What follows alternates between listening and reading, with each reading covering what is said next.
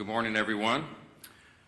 Today, we'd be remiss if we did not make some remarks about the extraordinary historic moment, or many moments, that happened yesterday in Israel. The world's eyes are still fixed on Israel, where President Trump is welcoming home now the last of the hostages who've endured 2 years in Hamas captivity. I thought it was remarkable. I saw a video last night of one of the released hostages who made the point that as soon as the election was held in November in the United States, Hamas began to treat him and his fellow hostages much better. They fed them better, they respected them more, they changed the tone of how they treated them, they no longer spit upon them, as he said in his own words. Elections have consequences, and he said or implied that the Hamas was counting on Kamala Harris to win and not President Donald J. Trump. But thankfully for the whole world, that didn't happen. And this is an historic moment. It deserves enormous credit and recognition on the world stage. It's truly, truly historic. For generations, we have aspired to peace in the Middle East, everyone around the world, and now President Trump has delivered it. I'm going to make an announcement today. It's the announcement in the U.S. that was made in the Knesset yesterday. I'm proud to tell you that together with my friend Speaker Ohana of the Israeli Knesset, the equivalent of our Congress, we're going to embark upon a project together to rally speakers and presidents of parliaments around the world so that we will jointly nominate President Donald J. Trump for next year's Nobel Peace Prize. No one has ever deserved that prize more, and that is an objective fact. As Speaker Ohana said before the Knesset yesterday, quote, "Whoever saves one life, it is though he has saved an entire world." That's what some of the rabbis there would say, some of the sages he noted would say. It's an indisputable fact that no president has undertaken the work of saving lives and pursuing peace with such determination and with such remarkable success as President Trump. And under his leadership, we are witnessing the dawn of a new golden age, not just for America, but for the entire free world. The world is changed by these actions and strong leadership. American strength is good for free people around the world, as we say always, and peace through strength is maintained. There will be more to share on this in the weeks ahead, but today marks the start of this effort that we'll embark upon together, this joint parliamentary project, and I'm honored to do it alongside our ally and my counterpart in Israel in leading that effort. Welcome to day 14 of the Democrat government shutdown. It's 2 weeks of Democrats in Congress inflicting untold pain on the American people for nothing other than pure politics, as we've explained at this podium every day of the shutdown. Today, Senate Democrats will have their 8th chance to end this mess by passing our clean, nonpartisan continuing resolution, the government funding bill that would end all of this immediately. Over 3 weeks ago, the House passed that bill, and you all know the details of it. It is completely clean. There are no policy changes, no partisan riders, no gimmicks or tricks at all. All it does is keep the lights on at the current funding levels for a few extra weeks while we complete the normal appropriations process. Now compare that to the Democrats' counterproposal. They're demanding $1.5 trillion in new spending paid for by American taxpayers. And I want you to be specific. I want us to be specific. I want you to know what that counterproposal includes, because we've not yet gone into all the details of it, because it's large and very absurd. But here's some of the highlights of this. It would reverse common sense reforms that Republicans made in the Working Families Tax Cut that keep illegal aliens off taxpayer-funded health care. This is a fact. Page 57, section 2141 of their counterproposal, as we've been posting everywhere. And it would, they would add the illegal aliens, non-citizens, back to taxpayer-funded benefits. It would cost taxpayers nearly $200 billion. They would also remove a very reasonable and modest work requirement that we put on able-bodied young men with no dependents. As we've said, they should not be riding the wagon and taking Medicaid. That is intended for vulnerable populations, the elderly, disabled, and young pregnant women, for example, and not young able-bodied men without dependents who are playing video games. We put that into the law because it's common sense. Their counterproposal would reverse that, so taxpayers would be funding them again. They would make in their counterproposal permanent COVID-era Obamacare subsidies without any income caps or any other reforms at all. They would make that permanent. That would cost taxpayers an estimated $358 billion. They would take away the $50 billion that we put into the law to support rural hospitals. They would remove that. And they would send $500 million to liberal news outlets by refunding the Corporation for Public Broadcasting. It would also restore up to $5 billion of American taxpayer funds for wasteful spending for international projects. Here's a couple of examples. This is in their legislation, their counterproposal on the CR to keep the lights open. This is what they want to do. They want to spend $24.6 million of your hard-earned dollars as a taxpayer for climate resilience in Honduras. They want to spend $13.4 million for civic engagement in Zimbabwe. They want to send $3.9 million for LGBTQI+ democracy grants in the Western Balkans. They want to spend $2.9 million of your dollars for desert locust risk reduction in the Horn of Africa. And $2 million for, quote, organizing for feminist democratic principles in Africa. We are not doing that. These are unserious proposals from unserious people, and they are playing games while real Americans are being harmed adversely by the shutdown. Yesterday, I read you an excerpt from President Obama's speech during the 2013 shutdown when he advocated for a clean CR to reopen the government and resume negotiations. It sounded very familiar. Democrats cheered him on back then, including Chuck Schumer. He himself said some Republicans' refusal to support a clean CR back then was, quote, the politics of idiocy. Take him at his word. So yesterday we decided to do a little count of the number of times that Chuck Schumer has supported continuing resolutions just since he became the leader of the Democrats in the Senate in 2017. That number came out to 29 out of 30 continuing resolutions. That's how many times he wholeheartedly, enthusiastically supported CRs enacted into law. That's a 97% support rate. What's changed? Well, this time his job is on the line. And we've explained this very clearly because everybody can see the obvious political motivation here behind his decision to shut the government down right now. He helped us avert a shutdown in March by doing the right thing and supporting virtually the identically same continuing CR that we're offering today. And his radical base went crazy, and they haven't forgiven him for it. That's why Chuck Schumer is opposed to it today. That's what changed. It's very obvious. This government shutdown is plainly and simply an exercise in image rehabilitation. This is an attempt at image rehabilitation for Chuck Schumer. So selfishly, completely about himself, he is shutting the government down to hurt other people. He needs to show a fight against President Trump so he can keep his left base happy through the next election cycle. How do we know that? Well, his record shows the obvious truth about it. Again, look at the numbers. Chuck Schumer supported CRs to help avert a government shutdown 29 out of 30 times as leader of his party. And he emphatically supported every single CR enacted into law since 2017, except for one. And of course, you won't have to do much research to figure out who was in the White House during that time. If you said Donald Trump, you'd be right. And it doesn't take a genius to see that's exactly the same reason why he's doing this causing these antics today. So what you'll also notice about the CRs is that they become routine. It's the routine thing to do around here. It's Washington's bad habit.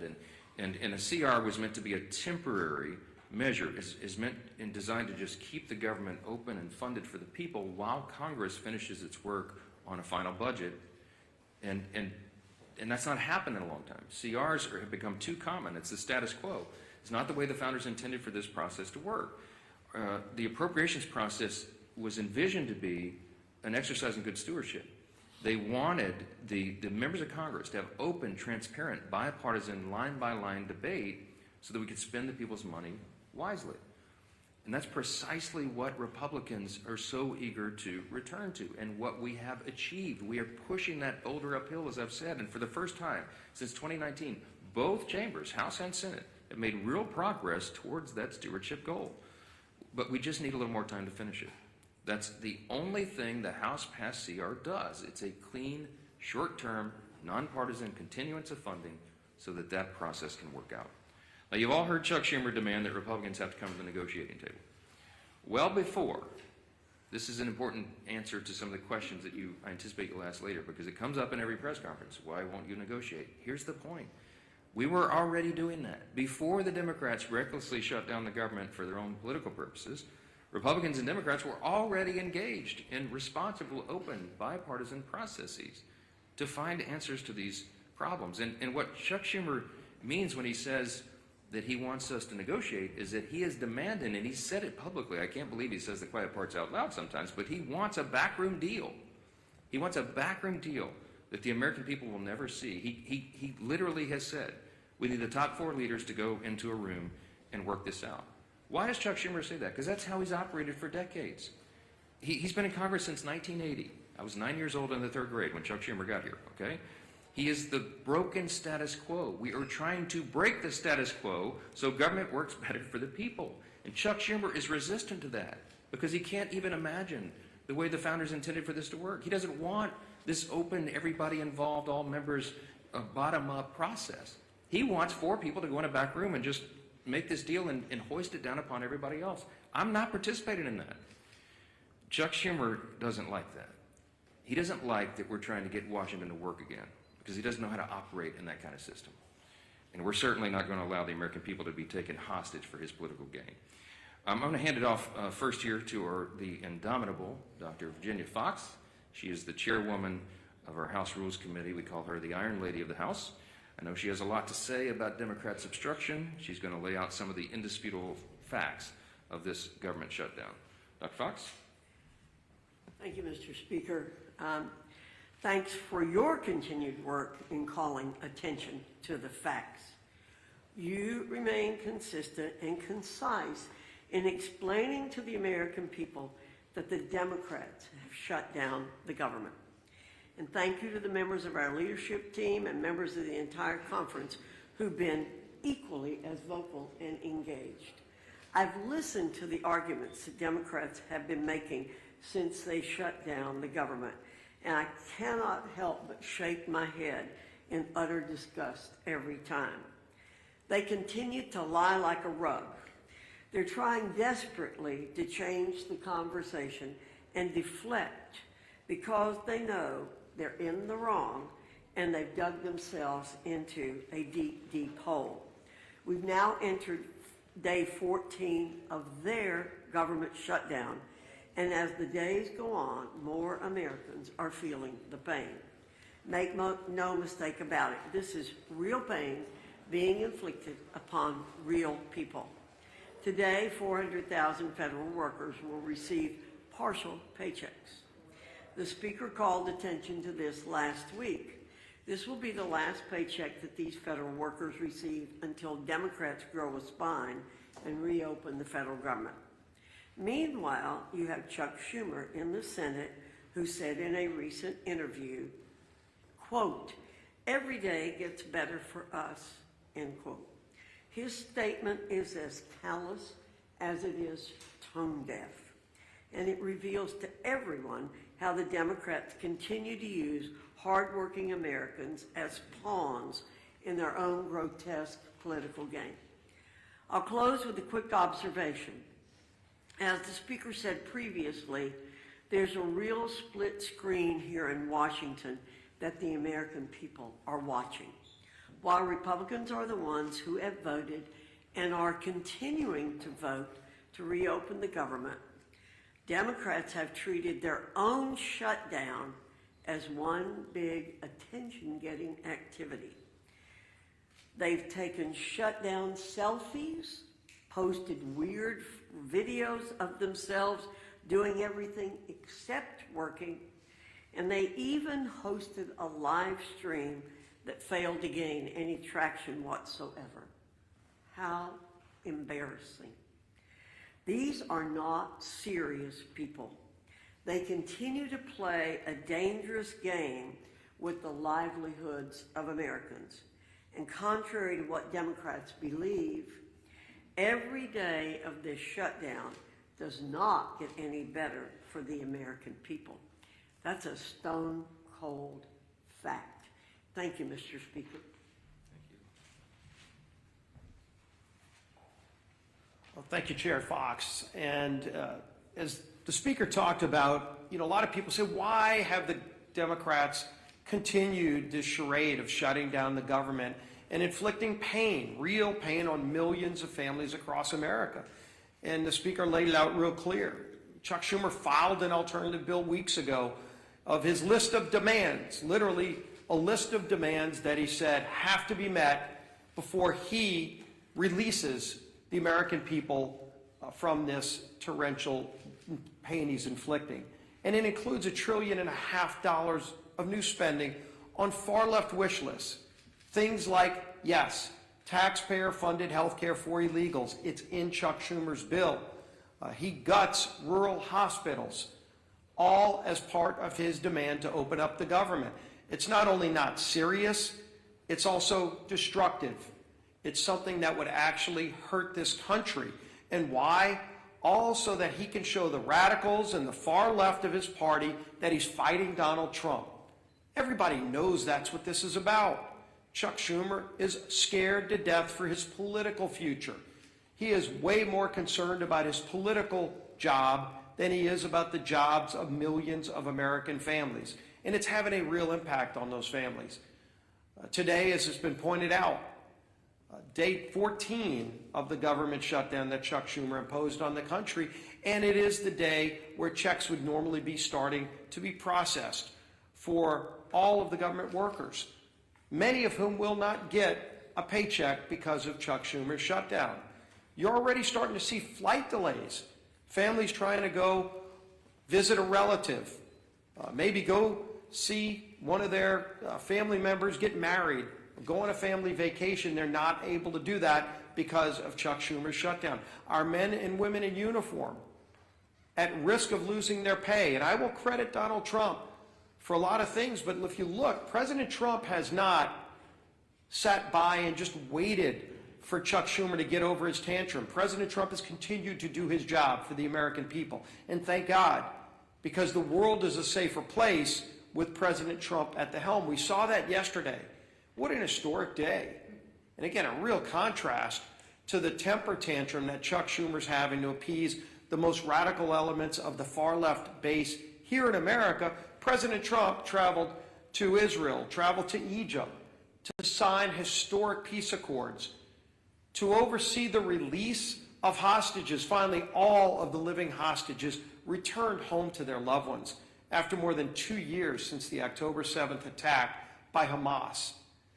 And one of the hostages, I think it's really important to hear this, because when you talk about real leadership, not just here in America, and the leadership that President Trump has provided to our country, but what that leadership means to the world, not only to our allies, but to the bad guys around the world. And yes, there are really bad people around the world.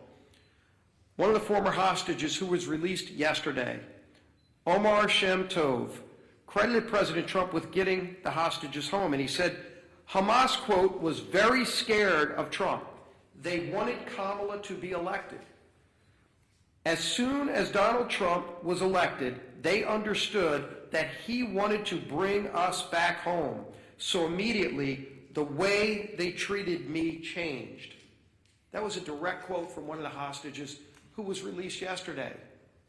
You can see that leadership by President Trump on the world stage, and just such an historic day, a day where people were literally dancing in the streets in Middle Eastern countries. Peace in the Middle East.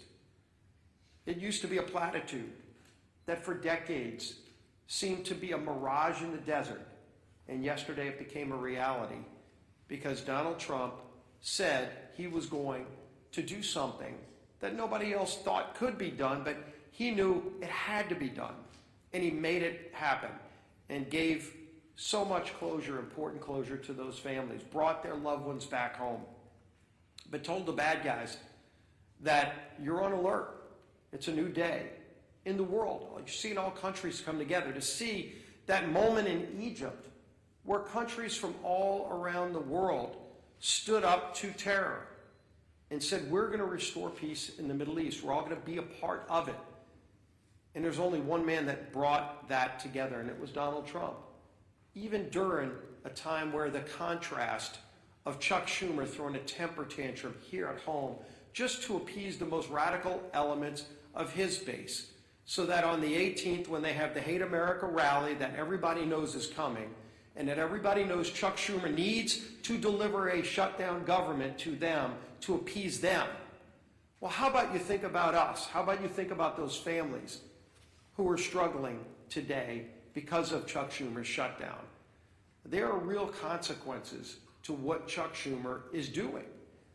Regardless of who he thinks he's appeasing, he is hurting so many people, millions and millions of people. But President Trump is not going to be daunted. President Trump found a way over the weekend to pay our troops. While he was finding peace in the Middle East, President Trump also found a way to say, even while Chuck Schumer doesn't care about our men and women in uniform, Donald Trump does. And he made sure that they will get their pay. But there's still so many others that won't because of Chuck Schumer's shutdown. This madness has to end. It is time for this shutdown to end. Chuck, don't wait for some mad march on the mall.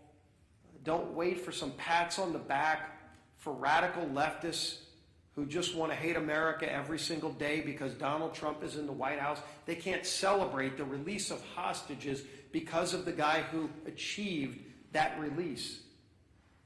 That's a twisted small segment of our society.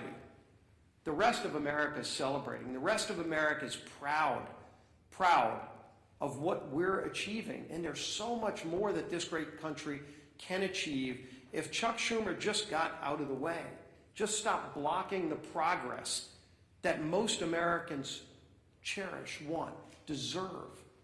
Our country deserves a whole lot better than what we're getting from the failed leadership. And as Speaker Johnson said, maybe it's because Chuck Schumer's been around too long and wants to hold on to the old way of doing things, the failed way of doing things, that he won't let it go. He won't allow a new, more transparent process for running the United States government. That you're seeing this leadership team, this president, delivering every single day. Chuck Schumer wants to hold on to the past, but the future is calling, and we're going to deliver. With that, let's bring up our whip.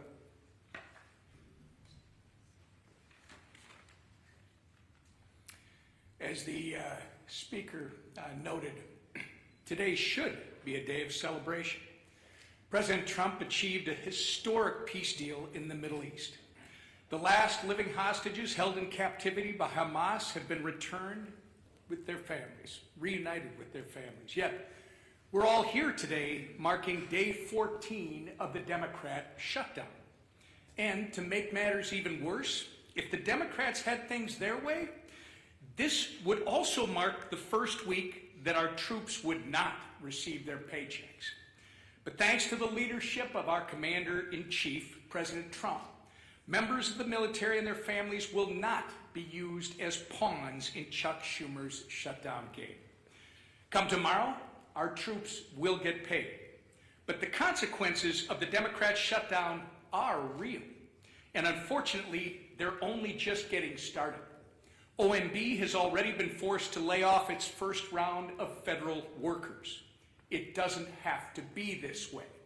Chuck Schumer, if you open the government today, this would end. If the Democrat shutdown continues, though, more Americans won't see a paycheck at the end of this month. Benefits like SNAP will be put at risk. Airports will be flooded with flight cancellations and delays amid the busiest time to travel all year. And the list goes on and on. Why? Because Chuck Schumer and the Democrats would rather cater to the pro-terrorist wing of their party than to reopen our government. We've said it from this podium, it feels like 1,000,000 times, and we'll say it again. Republicans have done our job. We have a nonpartisan clean CR ready in the Senate to be sent to President Trump's desk immediately, tonight, if they will pass it. We only need 5 Senate Democrats to break ranks with Chuck Schumer, vote for the same CR that they supported just 6 months ago, and reopen the government for the people they were elected to serve. But they have refused to do so 7 times and counting. And each time that they do, hardworking Americans are forced to pay the price. Our message to Senate Democrats today is the same message we've been saying since September 19th. Stop the political games, pass our clean CR, and reopen the government today. With that, I turn it over to our conference chair, Lisa McLean. Well, good morning, everybody. Thank you for being here. And like my leadership team behind me said, it is a glorious day. Think of what happened yesterday. Just imagine for one moment you are a family member of one of the 20 hostages that were released. I mean, think of how that had to make you feel. We all watched it on TV, right? Joy, exuberation. I mean, there were tears of joy. There was relief. There was peace. And that was done because of our president, Donald Trump, put politics aside and said, I am going to stand up for the people. And he brought peace in the Middle East. He talked about it, yes, but yesterday he did it. And actions speak louder than words. He said enough of the political games, and I'm actually going to do what's right. Now compare and contrast that to what's going on today. Chuck Schumer and the Democrats are putting politics over people. So instead of it being a joyous day that we celebrate, here we are in another government shutdown, 14 days in the making. And why? Just ask yourself why. It's clean, no gimmicks. It's absolutely clean. The speaker, the leader, the whip, we all said no gimmicks. Let's not use the American people as a pawn. Let's do what's right. Let's do something different and actually fund the government in the right way. What a concept. And Democrats, my goodness gracious, they absolutely do not want that to happen. Like the speaker said, Chuck Schumer wants all four leaders to get behind the scenes and make a deal. We're not going to do that. That's not how government is supposed to work. And I know I sound like a broken record, but the way to end this shutdown is really, really simple. Pass the bipartisan clean funding bill that the House approved weeks ago. The Republicans voted to keep the government open. Call your Democratic senators. They're voting to keep it shut, not us. So when you ask what negotiation, there's nothing to negotiate. We already passed. We said yes, right? Democrats won't do it. They'd rather please their radical base than put America first. Listen, I'm grateful to President Trump for finding a way to keep milk flowing to moms and babies through the WIC and paychecks going to our troops. Yes, I'm happy, but that's not going to last forever, right? So there again, he's even putting people over politics. I mean, come on. But let's be clear. These emergency measures can't fully fix the Democrats' damage. He can try, but at some point in time, they're going to end. Sadly, as Americans suffer, Democrats, what do? They celebrate. As workers worry about their paycheck, Bernie Sanders worries about his leverage. As TSA agents and air traffic controllers show up without pay, Democrats brag they won't budge until planes fall out of the sky. Really? Really? Seriously. That's the Democrats' motto. I'm not budging till planes fall out of the sky. I'm going to teach you women, you women and children and everybody a lesson. Really? Really? As Chuck Schumer says, it's getting better every day. For who, Chuck? Better for who? For the radicals cheering on the chaos? That's who. The radicals. The leaders openly admit it. Listen, the head of the insane indivisible literally said, and I quote, "Millions will be out cheering you on, or they'll be calling for new leadership." Really? I thought they were supposed to lead for the American people. Democrats, I ask you to stop listening to people who are cheering on this mayhem. Just stop all the political games and pass the House bill. Free the American people from being held hostage by your radical base. Thank you, Madam Chair. Yeah, Manu.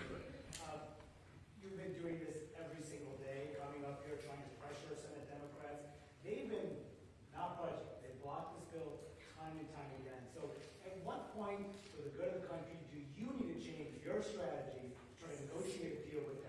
It's a great question. Manu asks, why don't I change my strategy? I don't have any strategy, Manu. I'm doing the right thing, the clearly obvious thing, the traditional thing. That's exactly what Chuck Schumer voted for in March this year and gave impassioned speeches was the right and only thing. I don't have anything to negotiate. I'll say this again to everyone here. We did not load up the temporary funding bill with any Republican priorities or partisan priorities at all. I don't have anything that I can take off of that document to make it more palatable for them. So all I am able to do is come to this microphone every day, look right into the camera, and plead with the American people, as Chairwoman McClain said, to call your Senate Democrats and ask them to do the right thing. We're not playing games. They're playing a game. We're not. The strategy is to do the right and obvious thing and keep the government moving for the people. Why don't we close to their position? Their position is this, Manu. Their position is they want to spend $1.5 trillion in your tax dollars to fund nonsense overseas. They want to give $200 billion to illegal aliens. We are not going to do that.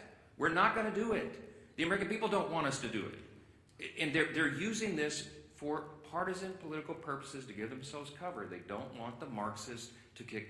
Chuck Schumer doesn't want to get a Marxist candidate challenge, AOC or someone else. Mamdani is probably going to be sadly, shockingly, the mayor of New York City. Marxism is on the rise. Hey, this is not your father's Democratic Party, everybody, okay? They're turning into communists, openly. And so Chuck Schumer does not fashion himself as a communist just yet. So he's got to show a fight to these people. That's what this is about. I'm not playing his game, Manu. I cannot go in and say, oh, gee, Chuck, what can I offer you? You know what? Maybe we'll just send $10 billion overseas to LGBTQ plus, initiatives in, the Horn of Africa or Malaysia or wherever you want to do that. No, we're not wasting taxpayers' dollars. Check. Mr. Speaker, good morning. Thank you. You said last week that you would swear in Adelita Grijalva whenever she wants. She has written a letter to your office. You've not sworn her in. I Yeah. understand about pro forma sessions. Yes. Doesn't your resistance to not swear her in add fuel to the fire that this is about the Epstein files? No. Let's Why talk not? about let's Why talk not? about let's talk about Grijalva and Epstein. Okay. Once more for everybody. Everybody in Congress, I think, is for maximum transparency of the Epstein files. That is underway right now. Let me point out before I go forward further, all of the files were in the possession of the Biden-Harris Department of Justice for 4 years. Every single thing that we're talking about right now was in their sole possession. They could have released it. They could have done anything. Ro Khanna, all the Democrats who are jumping up and down making noise about this, didn't say a peep about it for 4 years. I don't know why, but this is another partisan manufactured thing. Is it a serious problem? Yes. I've sat with the victims. Some of the ladies who bravely have come forward and talked about the horrors that they sustained because of traffickers on Epstein Island and all the things he was involved in. Everybody involved in that should have the full weight of justice descend upon their head. And we're all for that. We want every single person who had anything to do with that to be exposed. But there's as many as 1,000 victims estimated. That's what the victims say. There may be 1,000 women who were made to suffer these unspeakable harms because of this. Many of them were underage at the time. They have not all chosen to come forward like some of these other brave women have for obvious reasons. And we have to make sure that when the files are released, their names are redacted so they don't suffer further harm. We have a duty and a responsibility. You can't just wave a wand and just, open the floodgates. You have to make sure that the victims don't suffer additional harms. That's all we've said. Let's make sure it's done the right way. The Grijalva, that's underway, by the way. The House Oversight Committee asked the Democrats and Republicans on that committee who are working on that vigorously. As I said, some of the biggest, bulldogs in Congress are on that committee, and they're all joined together in a bipartisan fashion, digging through and releasing documents. 34,000 documents so far, and more on the way. In fact, as I noted a couple of days ago, the attorneys for the House Oversight Committee during the shutdown are still doing work. They were in New York City combing through the Epstein estate files. By the way, that was never even mentioned or anticipated in the discharge petition, for those of you who are following all the details of this. So more is coming out. We're for all of it coming out as soon as possible. The only thing we want to make sure of is that the innocent victims are protected, and I think we have a responsibility to do that. With regard to Grijalva, our dear friend from Louisiana, Julia Letlow, won a special election back in 2021. It was in March, as I remember. Speaker Pelosi took 25 days to administer the oath of office to her. Now, no Democrats, jumped up and down and screamed about that, nor do I recall any Republicans, because everybody understood this is the process of the House. You do it as soon as you're able to do it. Ms. Grijalva won her election, and credit to her. She's going to fill her father's seat. I congratulate her. We're happy for her to serve. I'm going to be happy to administer the oath to her as I am to every member who wins who is duly elected to this body. It's a great honor. But she won her election after the House was out of session. So we've not had a full session. She deserves to have all the pomp and circumstance that everybody else does. She deserves to have a full House of members and go down and do the speech and have her family and friends in the balcony. That hasn't been scheduled because we haven't had that session yet. As soon as Chuck Schumer opens the government, as soon as Mark Kelly and Senator Gallegos, the two senators from Arizona, Ms. Grijalva's state, will go and join with 3 others and open the government, we're happy. We'll have that as soon as we get back to business. But we have to get back to business. They have to open the government. I don't know how else I can answer that question. Yes, sir. Ahead of some of the planned protest activity this weekend, and in light of some of the images we've seen out of Chicago of federal agents shooting faith leaders with pepper balls and arresting journalists, where's the limit for you on what's acceptable conduct for federal law enforcement, and when is it incumbent on Congress to step up and demand oversight?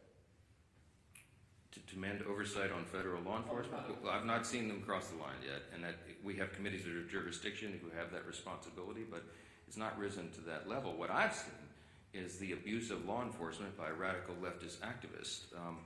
Most recently, the most threatening thing I've seen yet was the naked bicyclers in Portland who were protesting ICE down there. I mean, it's getting really ugly. They have attacked, physically assaulted officers. People have been arrested. Okay, this is serious business, and ICE and the valiant, brave, patriotic Americans who step up to serve in these dangerous law enforcement positions deserve our respect and our support.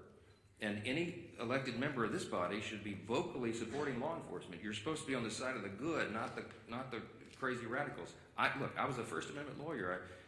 I understand. I was a religious liberty defense lawyer. I understand free speech. We vigorously protect the right to free speech, but you cannot assault law enforcement officers. And there is a line that has to be maintained.